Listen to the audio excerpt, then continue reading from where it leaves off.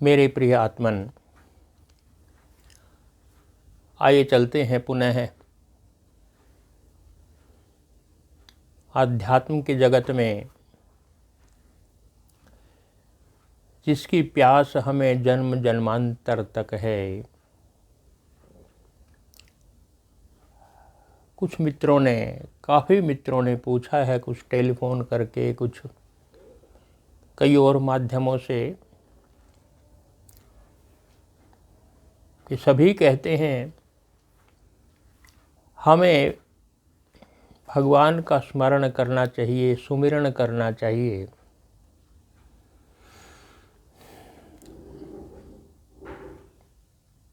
हम इतने व्यस्त हैं अपने बिजनेस में, कि अपने और काम में, कि अपने दफ्तर में, कि हमें सुमिरन का समय मिलता ही नहीं। तो भगवान का सुमिरन कब करें? ये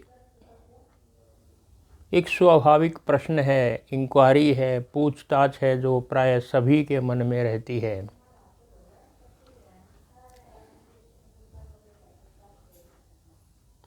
हर व्यक्ति यहाँ व्यस्त है, बहुत भागदौड़ है, क्योंकि उसे धन कमाना है तो बहुत बड़ी दुकान चलानी है, फैक्ट्रियाँ लगानी हैं, अनेक तरह के व्यापार हैं, और इतने व्यस्त हैं वो कि प्राय सुना जाता है कि हमें तो रोटी खाने की फुर्सत नहीं, फिर भगवान को कौन याद करे। इतने व्यस्त हैं वो।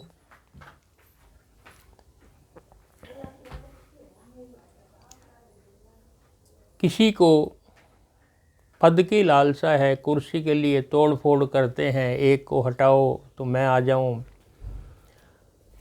उसकी टांग खींचो तो मैं आगे निकल जाऊं, और उसके लिए जाने वो क्या क्या करते हैं। पद चाहिए, कुर्सी चाहिए, और एक पद मिल भी गया तो उसमें संतुष्टि नहीं होती। अभी विधायक बने हैं तो फिर मंत्री चाहिए, फिर मुख्यमंत्री की कुर्सी हो, और फिर प्रधानमंत्री की कुर्सी हो, और फिर कुछ और भी पीछे हो। उसमें भी शांति नहीं, संतुष्टि नहीं है। धन कितना ही कमा लें, करोड़ों अरबों, पर कुछ और चाहिए। नाम कितना ही कमा लें, पर कुछ और चाहिए, क्योंकि अमुक का नाम मुझसे ज़्यादा है। यश की कामना है, चाहे वो किसी रूप में लिया जाए, पर समाज में मेरी प्रतिष्ठा हो, लोग मेरा नाम लें। इतनी आकांक्षाएं हैं हमारी, इतनी इच्छाएं हैं कि उसको पूरा पूरा करते करते हम स्वयं बुझ जाते हैं। लेकिन वो आकांक्षाएं, हमारी इच्छाएं, हमारी वासनाएं सुलगती रहती हैं, कभी शांत नहीं होती। कोई सीमा नहीं उनका, कोई पूर्ण विराम नहीं कहीं भी, बस कुछ और चाहिए।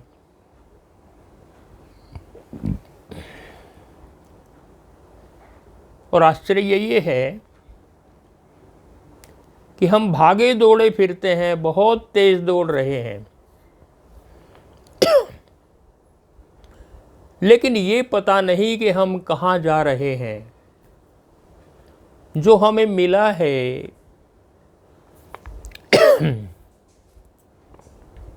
वो कम है, तो और चाहिए, और चाहने के बाद क्या संतुष्टि हो जाएगी, क्या पूरा हो जाएगा? सब भाग दौड़ कर रहे हैं, सब भाग रहे हैं। पूछे लक्ष्य क्या है तो कुछ नहीं पता। पता इसलिए नहीं कि संतुष्टि नहीं है। जो मिला है उसमें भी एक संताप मिलता है, एक दुख मिलता है। मन भरता नहीं, एक खालीपन सा अनुभव होता है सबको कि नहीं कुछ मिला, नहीं कुछ और चाहिए। चाहे कुछ भी मिले उसको, कुछ भी ले ले, वो सारी ऊर्जा वो भौतिक वस्तुओं के कमाने में लगा देता है और फिर भी अनुभव करता है मैं खाली हूँ। यही विडंबना है जीवन की।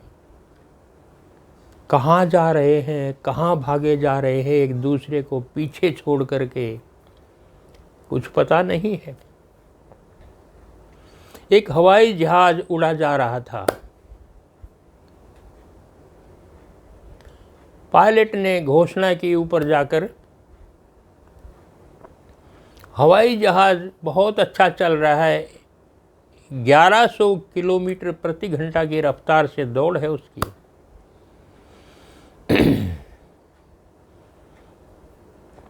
13,000 फुट की ऊंचाई पर उड़ रहा है। बहुत अच्छी ऊंचाई है, रफ्तार भी ठीक है, बहुत अच्छा चल रहा है। पर एक बात हो गई है कि उसका कंपास खराब हो गया है जहाज का। दिशा सूचक यंत्र गड़बड़ा गया है, इसलिए हमें ये नहीं पता कि हम कहाँ जा रहे हैं, किस ओर जा रहे हैं, क्योंकि दिशा का सूचक तो कंपास ही है। हमारी यही स्थिति है। हम बहुत तेज़ दौड़ रहे हैं, बहुत ऊंचाई पर उड़ रहे हैं, पर किसी को ये नहीं पता कि वो कहाँ जा रहा है। और इस जीवन की विडंबना का कैसे निराकरण हो, कैसे इसका समाधान हो। हम कहते हैं मन बड़ा चंचल है, टिकता नहीं कहीं, संतुष्टि नहीं होती। हम प्रतिपल मन को कोसते रहते हैं। लेकिन यदि मन चंचल ना होता तो मेरे पास ये प्रश्न भी ना आते कि इस व्यस्त जीवन में हम भगवान का सुमिरन कैसे करें। ये मन में ही प्रश्न उठा है। क्यों? क्योंकि अब तक मन जहाँ जहाँ लगा था धन, यश, पद, नाम कमाने में, वहाँ मन को संतुष्टि नहीं हुई। यदि उसी में लगा रहता है तो फिर वहीं मन लगा रहता, एक जगह रहता, क्योंकि चंचल है मन, इसलिए उसे इन भौतिक वस्तुओं के अतिरिक्त कुछ और चाहिए। चंचल है तो चाहिए, और वो चाहिए तो क्या चाहिए? जहाँ पहुंचकर, जिसको पा करके, जिसको जान करके हमें पूर्ण विश्राम मिल जाए, मन अचंचल हो जाए, यही तो मन चाहता है। भूख शरीर की अलग है, भूख मन की अलग है, भूख आत्मा की अलग है। भगवान की खोज आत्मा की भूख है, आत्मा की प्यास है।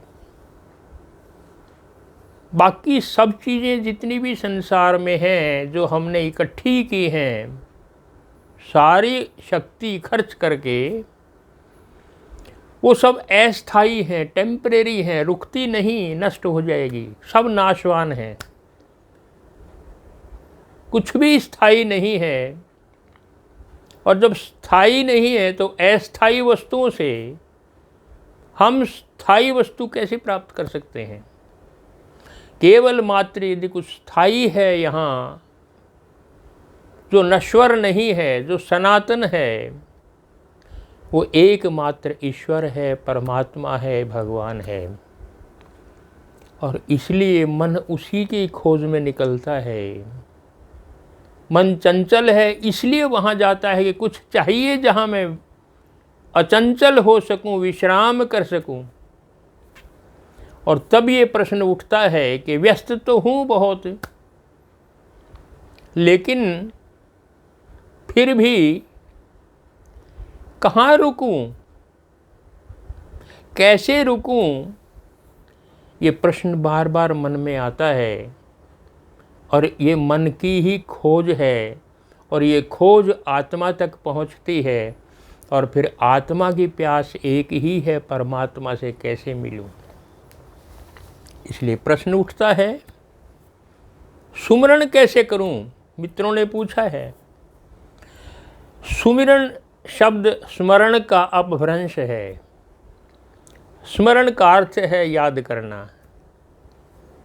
अब आप बताएं, किसी चीज़ को आप याद करते हैं तो क्या अलग कमरे में आंख बंद करके और सबको दूर हटा करके सारे काम छोड़ के बैठ जाते हैं?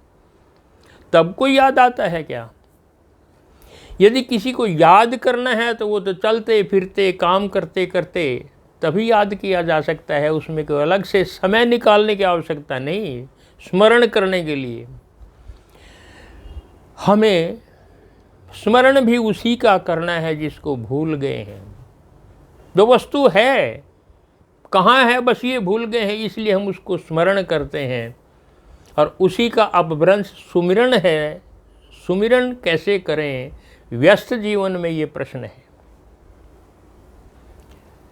क्योंकि सभी वस्तुएं क्षण भंगुर हैं संसार में, इसलिए उनसे आत्मा तृप्त होती नहीं है। आत्मा कैसे तृप्त होगी, उसकी खोज में मन निकलता है। उसके लिए कुछ चाहिए फिर, और जब उसके लिए कुछ चाहिए तो अलग समय की आवश्यकता ही नहीं है। ये कमाल की बात है। संसार कमाने के लिए आपको अतिरिक्त समय की आवश्यकता है, भगवान को कमाने के लिए आपको अतिरिक्त समय की आवश्यकता है ही नहीं। भगवान समय मांगता ही नहीं। एक बात सोच करके देखें कि क्या हमें श्वास लेने के लिए अतिरिक्त समय की आवश्यकता है? सहज श्वास चल रही है। ऐसे ही यदि हम जीवन को इतना सहज बना लें, इतना स्वाभाविक बना लें, तो अतिरिक्त समय की आवश्यकता नहीं कि हमें कुछ और समय चाहिए। हम सभी कर्म में लिप्त हैं। ऐसा कोई पल नहीं होता जब हम कर्म में नहीं होते हैं। मैं बोल रहा हूँ ये कर्म है, आप सुन रहे हैं ये कर्म है। कोई रसोई में खाना बना रही है, कोई दफ्तर में काम कर रहा है, किसान खेत में हल चला रहा है, दुकानदार दुकान कर रहा है। कोई पल होता ही नहीं। कोई शांत है तो शांत रहना भी कर्म है, चुप रहना भी कर्म है। प्रत्येक क्षण कर्म हो रहा है। अब कैसे करें खोज कर्म करते हुए? बस एक ही है कि रसोई में भोजन पका रही हैं माताएं बहनें, और जो ही आटा भिगोती हैं तो आटे में भी देखें ये राम है। कैसे पानी डाला जाता है उसमें, कैसे मथा जाता है। इतना होश रहे उनको कि मैं क्या कर रही हूँ। एक एक रोटी कैसे बनाई जाती है गोल गोल, उनको होश रहे कि मैं रोटी बेल रही हूँ। तवे पर पड़ी है अभी, और कैसे कैसे सिक रही है, बड़े ध्यान से देखा जाए, होश पूर्वक। और रोटी अब सिक गई है, वो बाहर आती है, उसको देखा जाए। सब्जी में क्या क्या डाला है, कैसे डाला है, होश वहीं रहे। आप कहेंगे होश तो रहता है, बिना उसके कैसे कुछ खाना बन सकता है? नहीं, होश नहीं रहता। सब कुछ एक रूटीन की तरह हो रहा है। जीवन एक यंत्र हो गया है, यंत्रवत हम चल रहे हैं। आप किसी शराबी को देख लो, कितनी ही शराब पिला लो, वो शाम को अपने घर में आ जाता है। क्यों? यंत्रवत है, उसके मार्ग का पता है, वो वहीं पहुंच जाएगा। होश है या नहीं है? बेहोशी में भी। हम कार या स्कूटर चलाते हैं, ध्यान पता नहीं कहाँ होता है, या गाने सुन रहे हैं, या क्या क्या बात भी कर रहे हैं टेलीफोन पर, पता नहीं क्या क्या कर रहे हैं, लेकिन गाड़ी वहीं पहुंचती है जहां हम जा रहे हैं। ये होश पूर्वक करना नहीं है। होश चाहिए कुछ भी करने के लिए। भगवान बुद्ध के साथ 10,000 शिष्य चलते थे और उनका एक नियम था कि एक ऊपर उठाओ पैर तो पता होना चाहिए कि मैंने पैर ऊपर उठाया है। पैर धरती में रखो तो हमें होश हो कि पैर धरती में रखा है। एक एक पैर का उठाना, एक एक पैर का नीचे रखने का भी होश हो, ये सजगता है। प्रतिपल प्रत्येक कर्म में हम होश पूर्वक करें, जो भी करें, बस इतनी सी बात है। खेत में काम करें, यदि हल चला रहे हैं तो पता लगे हल में चला रहा हूं, ध्यान पूर्वक इतना ध्यान लग जाए उसमें कि कुछ और कहीं ध्यान जाए ही नहीं। यही ध्यान है, यही मेडिटेशन है। हम जो भी कर्म करें, कुछ भी करें, बस ध्यान वही हो, जो मैं कर रहा हूं वो कर्म ही बन जाए, बस यही तो है। जो भी करें होश पूर्वक करें। जब बेहोशी में करते हैं तब हमें कुछ और एक्स्ट्रा समय की आवश्यकता पड़ती है। लेकिन कर्म ही पूजा हो जाए, और पूजा क्या करोगे आप? प्रत्येक क्षण ये लगे कि मैं कर रहा हूं और राम के लिए कर रहा हूं। कबीर साहब को किसी ने कहा, अब तो तुम ज्ञान को उपलब्ध हो गए हो, ज्ञानी हो गए हो, संबुद्ध हो गए हो, भगवान से मिल चुके हो, अब ये जुलाहे का काम छोड़ दो, चद्दर बनानी छोड़ दो, किस लिए बनाते हो? कबीर ने कहा, मैं ये छोड़ दूं तो करूं क्या?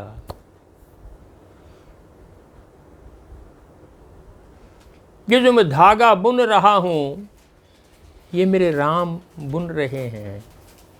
ये मैं चद्दर बना रहा हूं, ये मेरे राम के लिए बना रहा हूं। ये चद्दर बनाऊंगा और बनाऊंगा तब जब बेचूंगा तो मेरा कोई ना कोई राम इस चद्दर को पहनेगा। अब इस राम को ही छोड़ दूं तो मैं क्या करूं? देखिए कैसा हम कहते हैं बड़े व्यस्त हैं। क्या कबीर व्यस्त नहीं थे? जुलाहा थे, गरीब थे, झोंपड़ी में रहते थे, एक एक कपड़ा बनाते थे सारा दिन में, शाम तक चद्दर बनाते थे, फिर बेचने जाते थे, 2 पैसे मिलते थे, उसमें परिवार का गुजारा होता था। कहाँ समय है? वो कहे मेरे पास कहाँ समय है, मजदूर हूँ मैं, तो कैसे कर सकता हूँ? लेकिन उसी चद्दर बनाने को कह रहे हैं कि मैं तो अपने राम के लिए चादर बुना रहा हूँ, मेरा राम ही तो पहनेगा। अब कबीर को और अतिरिक्त समय की आवश्यकता नहीं है, उसका कर्म ही पूजा हो गया है। कबीर का चादर बुनना ही भगवान का सुमिरन हो गया है। इससे अतिरिक्त तो क्या सुमिरन करोगे आप? प्रतिपल जिसको हम कहते हैं हम बड़े व्यस्त हैं, जरा इन लोगों को देखिए जिनके नाम हैं, हम प्रतिपल जिनका नाम लेते हैं। कबीर तो जुलाहा थे, चादर बुनते थे। रैदास चमार थे, जूतियां गांठते थे, चप्पल गांठते थे। सारा दिन एक ही काम था, चप्पल गांठना। जरा कितना पैसा मिलता होगा? 2 ग्राहक आए तो चप्पल ठीक करूं, मरम्मत करूं, उसके बाद 2 पैसे मिले तो परिवार चले, पत्नी है, 4 बच्चे हैं, कितने व्यस्त रहे होंगे। लेकिन उन्होंने कभी नहीं कहा कि हमारे पास भगवान का सुमरण करने का वक्त नहीं। न कबीर ने कहा, न रैदास ने कहा। वो जूती गांठ रहे हैं, वो भी किसी भगवान की, अपने राम की चप्पल गांठ रहे हैं। उनके मन में यही भाव था, ये चप्पल कोई मेरा राम पहनेगा, उसको तो कण कण में राम दिखाई देता है, फिर और समय की आवश्यकता क्या है? गुरु नानक देव वो भी नौकरी करते थे। दौलत खां बहुत बड़े जमींदार थे, उनके यहाँ नौकरी करते थे। सुबह 8 बजे जाना होता था, शाम को देर से आना होता था। लेकिन 8 बजे से पहले तैयार होके भगवान की लो लगाते थे, उसके बाद वहाँ जाते थे, सारा दिन वहाँ काम करते थे। वो भी कह सकते थे मेरे पास समय कहाँ है भगवान का सुमिरन करने का। लेकिन उसी कर्म में वो इतने खो गए कि जो ही अनाज तोलने लगे और जब देने लगे एक एक 5 किलो का तौल करके देने लगे तो गिनती करने लगे 1 2 3 4 10 11 12 13 13 13 13 13 और 13 से आगे नहीं बढ़े। ये भगवान सब तेरा है, तेरा ही तो है, तेरा है। और तेरा में इतने डूब गए कि सब परमात्मा दिखाई देने लगा। क्यों डूब गए? क्योंकि मन में पहले ही भगवान था उनके, वो कर्म ही पूजा था, तभी तो गिनती में भी उनको परमात्मा याद आया। जब हम कर्म को ही पूजा मान लेते हैं, फिर हम कहते हैं व्यस्त जीवन, इनसे अधिक व्यस्त और किसका होगा। महात्मा गांधी से ज़्यादा काम शायद ही जीवन में किसी ने किया हो। इतने काम किए हैं महात्मा गांधी ने। उन्होंने कभी नहीं कहा कि भगवान का सुमरण करने के लिए मेरे पास समय नहीं है। वो सदा मानव की सेवा करते रहे, उनको वही भगवान दिखाई देता था। सदैव वो पूजा में रहते थे। और क्या समय चाहिए? हम कहते बड़े व्यस्त हैं। जहाँ भी आप व्यस्त हो उसको भगवान का कर्म समझें। आप दफ्तर में काम कर रहे हो, किसी का काम है, कोई किसी की फाइल आपकी टेबल पर पड़ी है, किसी को सैंक्शन देनी है आपने, किसी को अनुमति देनी है, किसी का पैसा सैंक्शन करना है, किसी का टाइप करना है आपने के हाथ में कलम है। और जिसका आप काम कर रहे हो, जिसका कर रहे हो उसको समझो मैं अपने राम का काम कर रहा हूँ, अपने प्रभु का काम कर रहा हूँ। प्रभु है कहाँ? राम है कहाँ? हमारे में ही तो है मिला हुआ है। और है कहाँ? जो ही हम सोच लेंगे, चाहे हम दफ्तर में काम करें, चाहे हम टायर का पंचर लगाएं, बाइक कोई जाएगा तो मेरा राम ही तो चलाएगा। हम सब्जी बेच रहे हैं, ये सब्जी कोई मेरा राम ही तो खाएगा। खेती कर रहे हैं, अनाज पैदा कर रहे हैं, कोई मेरा राम ही तो खाएगा। हम कुछ भी कर्म करें, कर्म ही पूजा हो जाती है। कर्म बोझ भी हो सकती है, कर्म पूजा भी हो सकती है। फिर और समय की जरूरत क्या है? मैं एक बार एक मित्र के साथ लालाजी थे मंदिर देखने के लिए चला गया वृंदावन में। वो मंदिर बना रहे थे, धर्मशाला बना रहे थे, बन ही रहा था अभी। मैं अंदर गया, एक मजदूर पत्थर तोड़ रहा था। दोपहर का समय, शायद मई का महीना होगा। मैंने पूछा, भैया क्या कर रहे हो? ऊपर आंखें उठी, आंखें लाल थी, क्रोध से भरी थी। आप देख नहीं रहे हैं बाबूजी कि मैं पत्थर तोड़ रहा हूं? आप देख कर भी पूछ रहे हैं क्या कर रहा हूं? क्रोध था उसके मन में, उबल रहा था क्रोध से। मैं पत्थर तोड़ रहा हूं, आप देख नहीं रहे हैं क्या? मैंने कहा धन्यवाद। मैं दूसरी जगह थोड़ा आगे गया, वहाँ भी एक व्यक्ति मजदूर पत्थर ही तोड़ रहा था। फिर मैंने उससे पूछा, भैया क्या कर रहे हो? उसने भी बड़ी उदासी से थोड़ा सर उठाया और कहने लगी, परिवार के लिए मजदूरी कर रहा हूँ, 2 पैसे कमाऊँगा तो बच्चों का पालन करूँगा। नौकरी कर रहा हूँ, मजदूरी कर रहा हूँ। मैं कुछ और आगे बढ़ा, जहाँ सीढ़ियाँ ऊपर चढ़ रही थी, वहाँ भी एक मजदूर पत्थर तोड़ रहा था। मैंने उससे भी पूछा, भैया क्या कर रहे हो? उसने भी सर ऊपर उठाया और मैंने देखा उसकी आंखों में उमंग थी, जैसे आंखें नृत्य कर रही हों।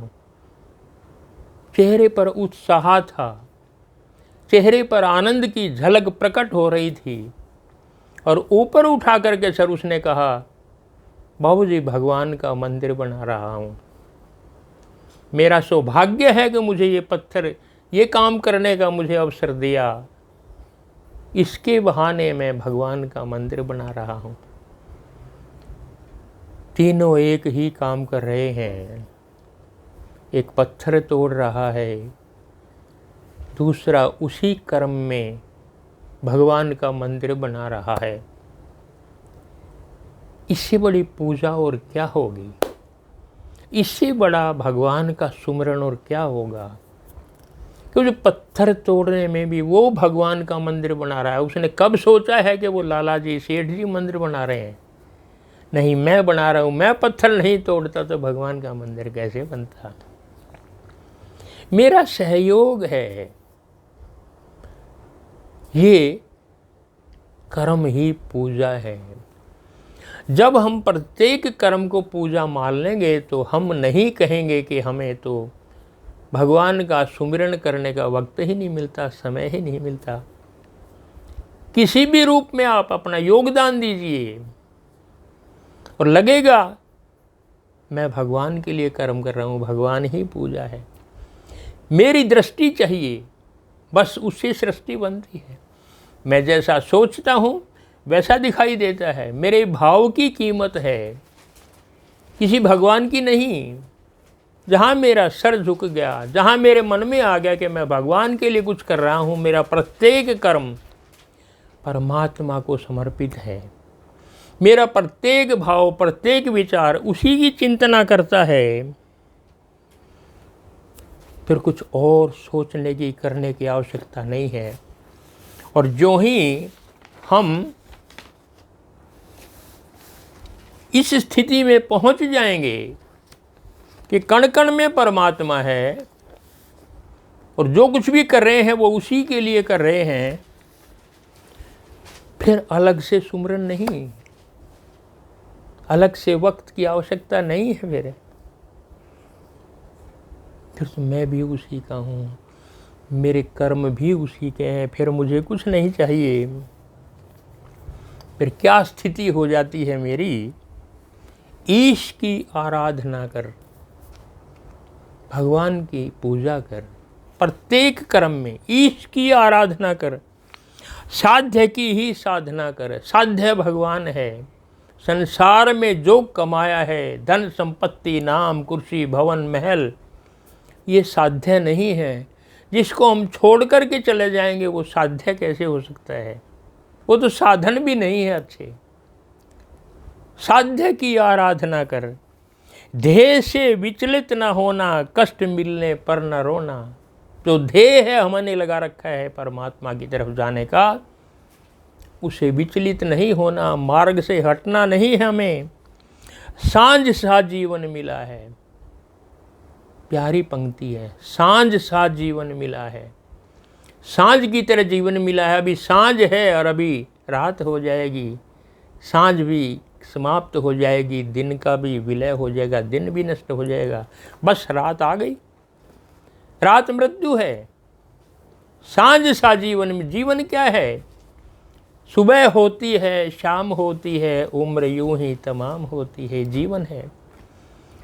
मैंने जो पूछा जिंदगी क्या है, हाथ से गिर के जाम टूट गया, इतना ही पूछा था। क्या है जिंदगी? हाथ से गिलास गिरा, टूट गया, ये जीवन है। सांझ सा जीवन मिला है। क्या है जीवन? अभी मिला, अभी गया है, अभी सांस बाहर गई, वापिस आएगी कि नहीं आएगी क्या पता लगता है। सांझ सा जीवन मिला है। सांस जीवन की शिला है, सोच मत तू चल चला चल, छोड़ चिंता पी हलाहल, बंधनों को तोड़ दे अब, मोह माया छोड़ दे अब।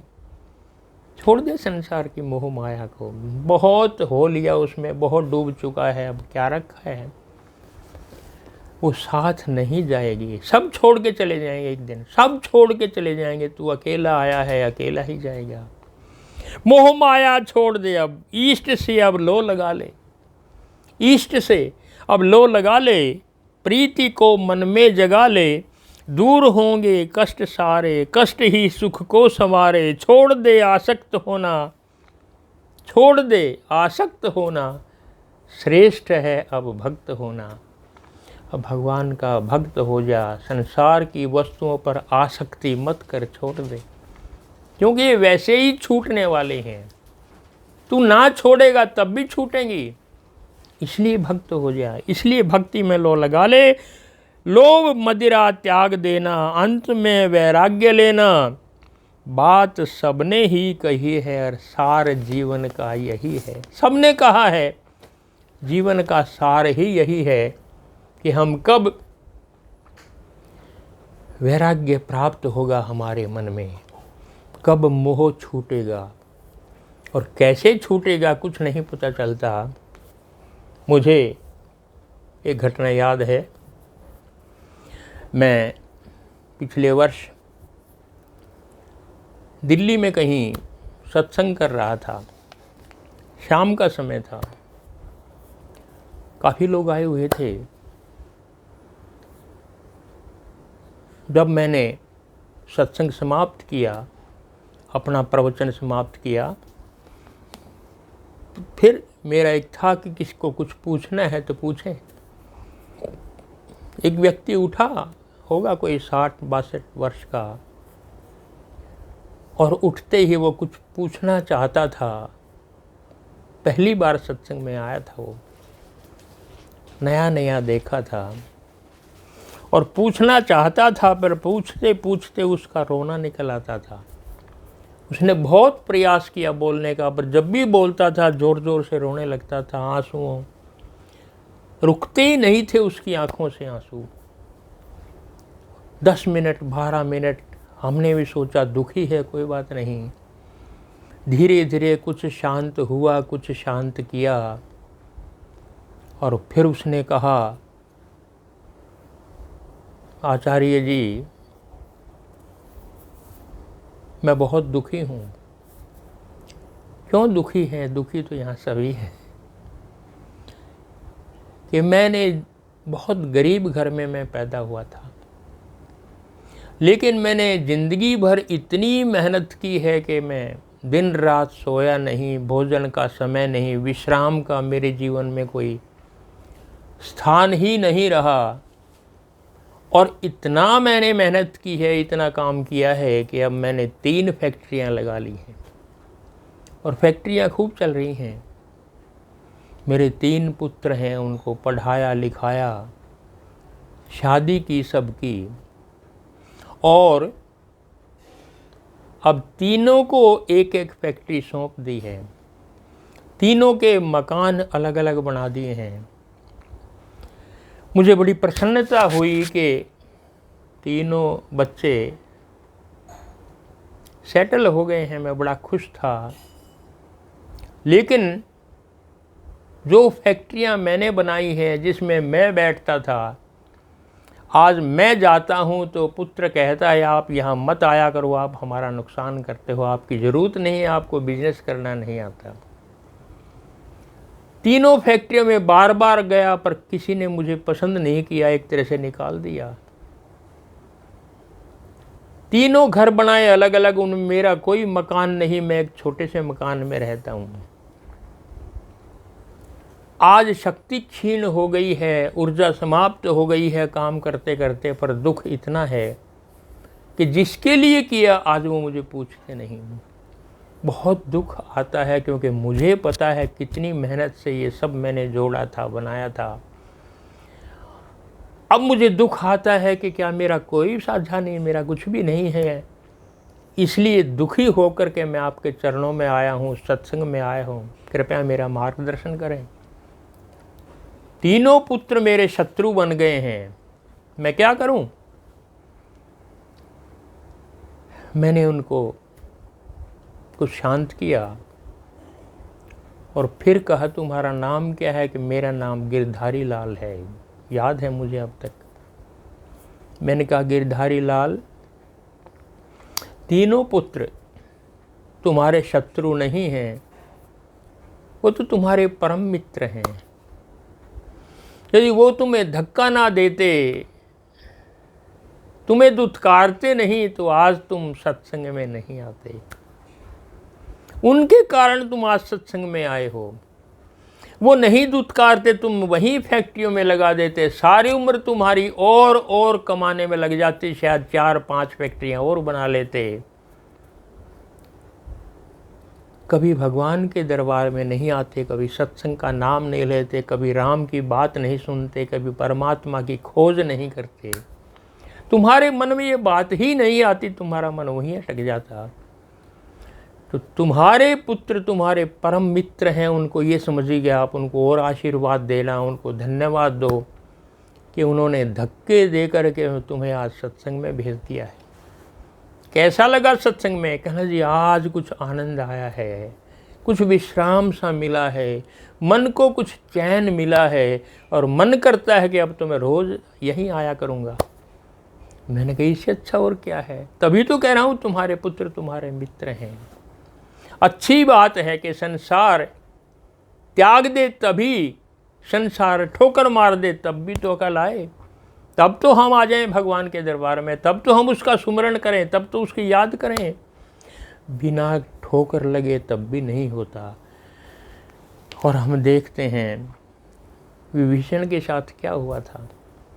विभीषण ने रावण को कहा माँ जानकी को दे दो राम को, वो परम वीर हैं, वो भगवान के अवतार हैं राम, पता नहीं क्या क्या क्या। और रावण ने लात मारी। मम पुर बसें तपसिन पर प्रीति, सठ मिल जाओ तिन्हु कहु नीति, अस कही कीन ऐसी चरण प्रहारा, अनुज गहे पद 12 मम पुर बसें, मेरी लंका में रहता है। मम पुर बसें तपसिन पर प्रीति, और तपस्वियों से राम से प्रेम करता है। सठ मिल जाओ, जा दुष्ट उन्हीं में जाकर के मिल जा, अस कही कीन ऐसी चरण प्रहारा, ऐसा कह करके लात मार दी, ठोकर मार दी विभीषण को। वो विभीषण दूर जा गिरा। आज विभीषण का सपना टूटा है। विभीषण रावण का भाई है, और अब तक समझता होगा राजा बेशक रावण है क्योंकि बड़े भाई है, परंपरा है, पर इस लंका में मेरा भी तो शेर है, मेरा भी तो साझा है, तो सारे भाइयों की है, अकेले रावण की थोड़ा ही। लेकिन आज तो स्पष्ट कह दिया रावण ने, मम पुर बसें, मेरी लंका में रहता है, भाग जा। ठोकर मार दी। ठोकर लगने के बाद ही विभीषण राम की शरण में गया है। मित्रों, हमें तो पता नहीं दिन में कितनी बार ठोकर लगती है, कहाँ कहाँ से लगती है, अपने परिवार से लगती है, बाहर लगती है, जहाँ जाते हैं हम कितनी ठोकरें खाते हैं, उसके बाद भी हम परमात्मा की शरण में जाने में संकोच करते हैं। काश अभी भी जाग जाएं। कोई अलग समय की आवश्यकता नहीं है, जो भी करें बस होश पूर्वक करें। जो भी करें ये कहें कि यह राम का कार्य कर रहा हूँ, वही तो पूजा है, वही भजन है, वही सुमिरन है। लाख बार राम राम रटने से कुछ नहीं होता यदि हमारा मन संसार में पड़ा है। हम मंदिर को भी दुकान बना सकते हैं, चाहे तो मंदिर में रहेंगे याद दुकान की आती है, और हम दुकान को भी मंदिर बना सकते हैं, हमारे हाथ में है। यदि दुकान को मंदिर बना लिया तो और क्या सुमरन की आवश्यकता है, जरूरत नहीं किसी की। इसलिए आप इस बात को सोचें हैं कि हमें मंदिर को दुकान बनाना है या कि दुकान को मंदिर बनाना है। जो आपके पास दुकान पे भी ग्राहक आए तो सोचें मेरे राम आए हैं, मैं उनकी सेवा में बैठा हूँ, मैं उनकी सेवा कर रहा हूँ, अपने राम की सेवा कर रहा हूँ। जैसे कबीर कह रहे हैं, मैं चादर बना रहा हूँ, ये चादर भी राम है, और इस चादर को कोई मेरा राम ही ओढ़ेगा। भला मैं इसी को छोड़ दूँ तो और क्या कर्म करूँ। प्रत्येक पूजा कर्म बन जाए, फिर हमें किसी और अतिरिक्त समय की आवश्यकता नहीं है। परमात्मा का सुमरण करने के लिए, भगवान का भजन करने के लिए, भगवान की पूजा करने के लिए है। कर्म ही पूजा है। आज इतना ही। जय श्री राम।